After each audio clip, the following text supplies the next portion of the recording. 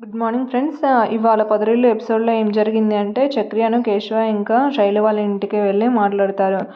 వెళ్ళి ఏంటి మీ అన్నయ్య వచ్చి మా ఇంటి మీద గొడవ పడ్డాడు, నేనున్నప్పుడు రాకుండా నేను లేనప్పుడు వచ్చి గొడవ పడడం ఏంటి, ఇప్పుడు రమ్మని బయటికి అది ఇదని మాట్లాడతారు. అయితే ఇంతలోకే వాళ్ళ అన్నయ్య కూడా వస్తారు. మీరేంటి ఇక్కడ, వెళ్ళిపోండి, మీరెందుకు వచ్చారా అది ఇదని మాట్లాడతారు. వచ్చావారా, నీకోసమే వచ్చాము, ఏదో మా ఇంటి గురించి తక్కువ చేసి మాట్లాడి మా వాళ్ళ గురించే ఏదేదో వచ్చినావు అంటే ఇప్పుడు మాట్లాడో చూస్తే నీ సంగతి అది ఇది అని తిట్టుకుంటారు. అసలు మీరేంటి ఇంటికి వచ్చి గొడవ చేస్తున్నారు, వాళ్ళ చెల్లెల్ని ప్రేమిస్తే మరి మీకు వచ్చి అలా చెప్పడం తప్ప, మా వాడిదేం తప్పు లేదు, మీరు ఇక్కడి నుంచి వెళ్ళిపోండి అది ఇది అని మాట్లాడతారు. చక్రి ఏమో మా ఇంటిని తక్కువ చేసి మాట్లాడినావు కదరా, మీ ఇల్లు ఏమన్నా రాజభవనమా, నలుగురు చుట్టాలు వస్తే మీ నలుగురు బయటకు వెళ్ళి పడుకోవాల్సి వస్తుంది, మళ్ళీ ఇది కిరాయి కొంప, మేమైనా మా సొంత ఇంట్లో ఉంటున్నాము అది ఇదని మాట్లాడతారు. మీరేంటి ఇక్కడ పెద్ద మా పరువు తీయడానికి వచ్చారా, ఇంత గొడవ చేస్తున్నారు, వెళ్ళిపోండి, మేము పరువు గల కుటుంబం అది ఇది అని చెప్పి వాళ్ళ నాన్న అంటాడు, శైలు వాళ్ళ నాన్న. ఇంకా కేశవానేమో, ఇదిగో మీ అమ్మాయికి నేనంటే ఇష్టం, పెళ్లి చేస్తే మీరు ఇష్టపడి పెళ్లి చేస్తే చేయండి, లేదంటే ఎలా చేసుకోవాలో నాకు తెలుసా అని చెప్తాడు. చక్రి ఏమో, మీరు ఒప్పుకొని మంచిగా ఉంటే మేము వచ్చి సంబంధం మాట్లాడతాం, లేదంటే వాళ్ళిద్దరికి ఎలా పెళ్లి చేయాలో నాకు బాగా తెలుసు అని అంటాడు.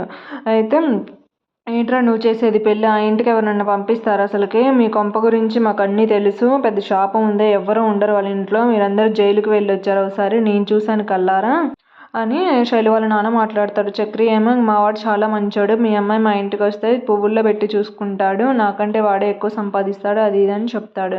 ఇంకా తర్వాత అట్లానే మాట్లాడుకున్న తర్వాత చక్రి అని కేశవ ఇంకా ఇంటికి వెళ్ళిపోతారు. ఆ తర్వాత శైలునేమో వాళ్ళ అమ్మ తిడుతూ ఉంటుంది, చూసావా నీ వల్ల మా పరువు పోతుంది, ఇక్కడైనా వాడిని మర్చిపో అది ఇది అని చెప్తారు. కానీ శైలు ఏమో సైలెంట్గా ఉంటుంది ఏడ్చుకుంటా. వాళ్ళ నాన్నేమో, నీకు అన్నీ ఇచ్చా కదమ్మా, ఈ ఒక్కసారి నా మాట విను, ఆ ఇంటికైతే నేను కోడలుగా పంపించను, నన్ను అర్థం చేసుకో, ఆ ఇల్లు మీద శాపం ఉంది అది అని చెప్తాడు. ఆ తర్వాత కేశవ అని ఇంకా చక్రి ఇంటికి వస్తారు. ఎక్కడికి వెళ్ళారు చెప్పండి అని మాధవ, కన్నా ఇంకా మహాలక్ష్మి అడుగుతారు. మేము జాగింగ్కి వెళ్ళాం, వాకింగ్కి వెళ్ళామని అబద్ధాలు చెప్తారు. లేదు లేదు, మీరు బుస్సు వాళ్ళ ఇంటికి వెళ్ళారు కదా అని కన్నా అంటాడు. లేదురా అని అంటాడు. మహాలక్ష్మి నా కళ్ళల్లోకి చూసి చెప్పండి అని వాళ్ళు మాట్లాడుకునే లోపే ఇంకా శైలు వాళ్ళ అమ్మ నాన్న ఇంటి దగ్గరికి వచ్చి గొడవ చేస్తూ ఉంటారు. అందరూ బయటికి వస్తారు. నువ్వు ఇదేంటి నీ లెక్కే ఉన్నారు మీ కొడుకులు కూడా, ఒక్కొక్కరిని ఇట్లా పెంచావేంటి, అసలుకి ఇది ఇల్లు అంటారా, ఈ ఇంటికి ఎవరినన్నా కోడల్ని పిల్లని ఇస్తారా, అసలుకి ఈ ఇల్లు ఎట్లుంది, బూత్బగ్లా లేక ఉంది, ఊళ్ళో అసలు మంచి పేరే లేదు మీ ఇంటికి, మీ అందరూ జైలుకి వెళ్ళొచ్చారు, మీ అందరినీ పోలీసులు వచ్చి జీప్లో తీసుకుపోతుంటే నేను చూశాను కళ్ళారా, మీకు రెస్పెక్ట్ లేదు ఏం లేదు, ఊళ్ళో మీ మీద అసలుకి దీన్ని ఎవరైనా కొంప అంటారా, అసలు ఇందులో మనుషులు ఉంటారా అది ఇది అని శైలి వాళ్ళమ్మ తిడుతూ ఉంటుంది. అంతలో మహాలక్ష్మి వచ్చి, ఆపండి, అసలు ఏం మాట్లాడుతున్నారు అంటే, నువ్వెవరమ్మా అని అంటుంది. నేనా, ఇప్పటిదాకా ఇక్కడ ఈ ఇంట్లో ఎవరు ఉండరు, పెళ్లి చేసుకొని రారు అని అంటున్నారే, నేను ఈ ఇంటి కోడల్ని, ఆ చక్రి భార్యనే, ఆ చక్రినే నా భర్త, ఇదే నా అత్తారిల్లు, ఇంకోసారి మా ఇంటి గురించి తప్పుగా మాట్లాడితే బాగోదు, ఏం తెలుసని మీరు మాట్లాడుతున్నారు, ఈ పెద్ద ఆయన నన్ను అమ్మ అమ్మ అని పిలుస్తాడు, ఈ పెద్ది ఉన్నాడే నన్ను ఒక తండ్రి లెక్క చూసుకుంటాడు, కేశవ ఇంకా నాకన్నా పెద్ద అయినా సరే నా కళ్ళలోకి చూసి కూడా మాట్లాడాడు, ఇంకా కన్నా ఉన్నాడు, కన్నాకి నేను అమ్మ లెక్క అని వాళ్ళ గురించి చాలా గొప్పగా చెప్తుంది. వాళ్ళేమో శైలి వాళ్ళ అమ్మ నాన్నేమో అట్లా చూస్తూ ఉండిపోతారు మాట్లాడుతుంటే. అసలుకి ఈ ఊళ్ళో ఇంత మంచి ఇల్లు నేను ఎక్కడా చూడలేదు, అసలుకి ఈ ఇంట్లో ఉన్న ఆప్యాయత ప్రేమలు మీకేం తెలుసు, మీరు చూసారు, అసలుకి ఈ ఇంటి గురించి ఏం తెలుసు అని మీరు మాట్లాడుతున్నారు, మీ స్థాయి అది ఇదని మాట్లాడుతున్నారే, మీ స్థాయి మా ఇంటికి గుమ్మస్తా అంతా, మా ఆస్తితో పోలిస్తే మీరు తక్కువ, చాలా తక్కువ అది ఇదని చీప్గా మాట్లాడుతుంది వాళ్ళని.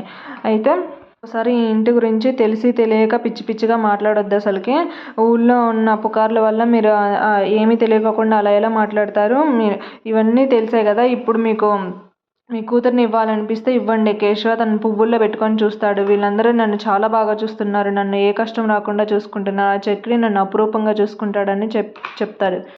అని మహాలక్ష్మి వాళ్ళతో మాట్లాడుతుంది. ఇంక మాట్లాడిన తర్వాత అలా మాట్లాడుతుంటే అసలుకి కేశవ, ఇంకా నారాయణ, మాధవ, కర్ణానేమో చాలా అంటే చాలా హ్యాపీగా ఫీల్ అవుతారు. ఇంకా చక్రి అయితే ఇంకా చెప్పలేను అసలుకి భర్త అన్నందుకు, చక్రిని తన భర్త అన్నందుకు చాలా అంటే చాలా హ్యాపీగా ఫీల్ అవుతాడు. ఇంకా అలా వాళ్ళని తిట్టి అక్కడి నుంచి వెళ్ళిపోమ్మంటుంది.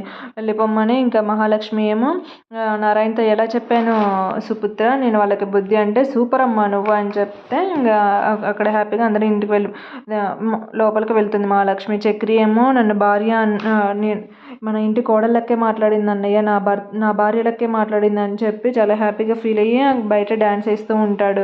ఇంకా మాధవాన్ని పట్టుకొని కేశవాన్ని పట్టుకొని కూడా డ్యాన్స్ వేస్తూ ఉంటాడు. చాలా చాలా హ్యాపీగా ఉంటాడు చక్రి. ఆ తర్వాత ఇంట్లోనేమో అందరూ ఉంటారు. మహాలక్ష్మి ఏమో ఏమైంది అందరూ అట్లా ఉన్నారంటే, నువ్వు బయట చాలా గొప్పగా మాట్లాడావమ్మ మా ఇంటి గురించి, మా గురించి, అసలు ఈ ఇంట్లో ఎవ్వరు ఉండరు, ఈ ఇంటికి పెద్ద శాపం ఉంది అని అనుకున్న జనాలను నోరు మూపించావమ్మ నీ మాటలతో అంటే, మరి లేకపోతే ఏంటి పెద్ది, మీ అత్తయ్య మీ పెదనాన్న వాళ్ళు ఈ వాటాలో ఆస్తి ఇవ్వలేదని అలా పుకార్లు పుట్టించారు, అంతేగాని ఏం లేదు. జనాలు ఆ పుకార్లు ఈజీగా నమ్ముతారు కానీ నిజాలు నమ్మలేరుగా పెద్ది అని చెప్పి అంటుంది. అయితే నువ్వు అలా మాట్లాడినందుకు మేము చాలా హ్యాపీగా ఉన్నామమ్మా, అసలుకి చెప్పలేకపోతున్నా అని చెప్పి అందరూ హ్యాపీగా ఫీల్ అవుతారు.